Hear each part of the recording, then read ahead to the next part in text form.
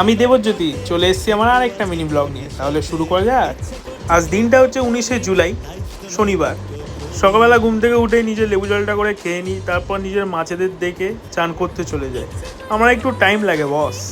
তারপর নিজের সাদামাটা ব্রেকফাস্টটাকে সেরে তারপর রেডি হয়, আয়নার সামনে দাঁড়িয়ে মুচমুচকি হাসি। খুব একটা খারাপ দেখতে না আমি।